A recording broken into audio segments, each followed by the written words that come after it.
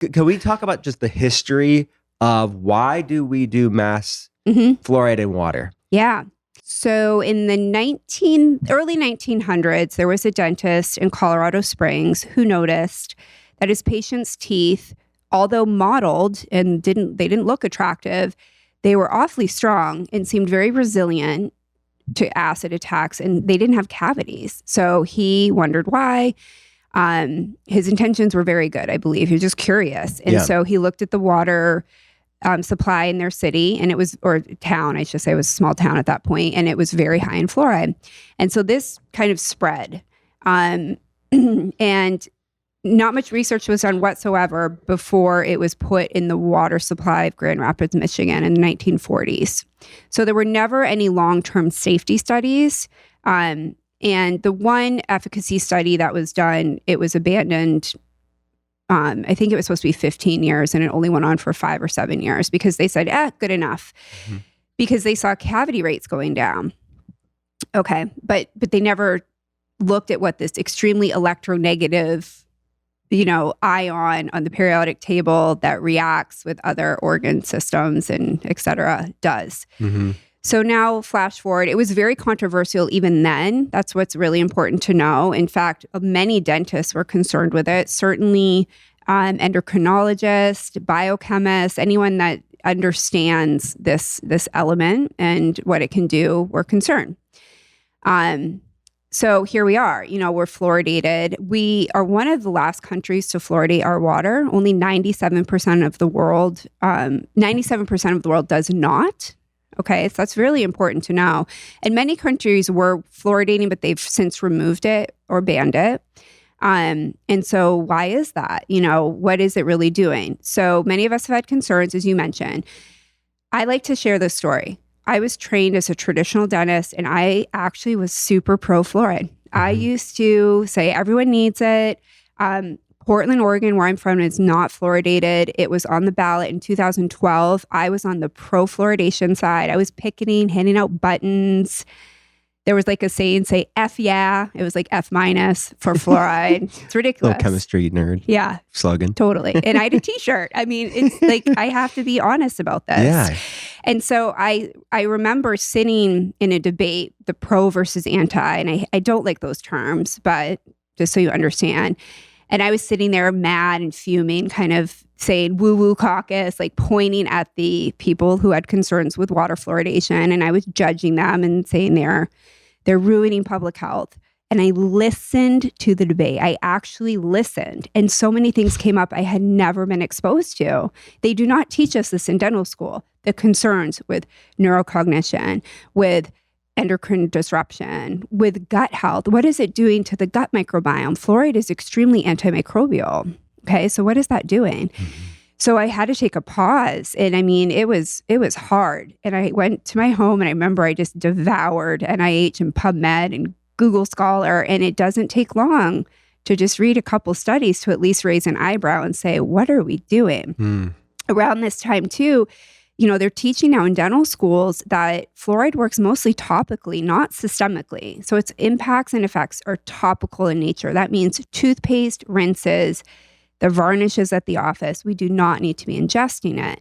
Plus, it's a medical ethical issue. Patients should have consent. It's a choice.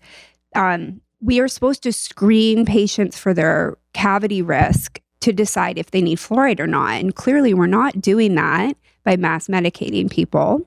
We also, you can't, it's really hard to titrate and calculate how much someone's exposed to. So, we fluoridate here in this country at 0.7 milligrams per liter. Well, do you drink 1 liter of water a day, Dr. Cole, or do you drink more? Yeah. The American Academy of Pediatrics wants pregnant women drinking 3 liters of water a day. So are we limiting water in pregnant women? Because we're seeing at even 0.7 milligrams per liter, a lot of the studies say around 1.2 milligrams per liter, there are concerns with IQ drops and et cetera, all the things. So it gets heated, and I don't understand why. I just wish we could take a breath and not attach so much emotion to it. We know countries, so based on World Health Organization data, countries that fluoridate have the same decay rate as countries that do not. And so when we added fluoride to the water back in the 1940s, maybe it did have an impact, but also maybe it was observational. Maybe we were getting better about educating patients on brushing and flossing and seeing the dentist. And there are a lot of studies to show that trend was already happening. Right. Causation versus correlation. Exactly. Yes. So this past year was very exciting because we've been waiting and waiting. There was the TSCA trial, which is basically, it was a federal trial, the people versus the EPA, and it's been going on for almost 7 years. And we finally got the ruling. And the ruling came in after a National Toxicology Program report came out. So this was in August 2024. And that report we'd also been waiting on for years and years. And it was only released under Freedom of Information Act by the judge of this federal trial. And it said, based on current water fluoridation practices, there are statistically significant IQ reduction in risks based on all the studies. And they looked at all the research, and they found at least 18 extremely high quality studies showing this causation and correlation. So it's actually both now based on the studies. And then the judge ended up ruling there's an unreasonable risk based on current fluoridation practices. And he looked at the EPA and said, you haven't been regulating this appropriately. You need to do something. Well, we now know the EPA is probably going to appeal. We shall see. Other things to know, the Cochrane Collaborative report came out a few months ago.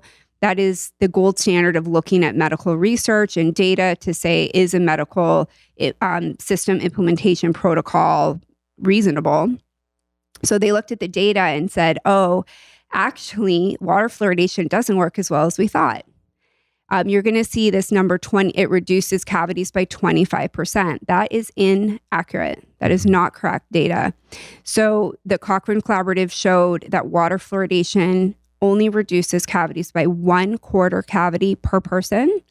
That is not statistically significant. The other thing to know is that dentists are trained to fix teeth. Like, I could go in and fix 1/4 of a cavity in a human. I cannot fix a developing brain. We have one shot at developing a brain. Those first 1,000 days are incredibly important. What are we doing? You know, and then people say, well, you can just filter your water or drink bottled water.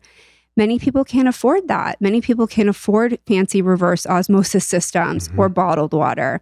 You know, and some moms can't breastfeed, so they do have to use formula. What are they mixing that with?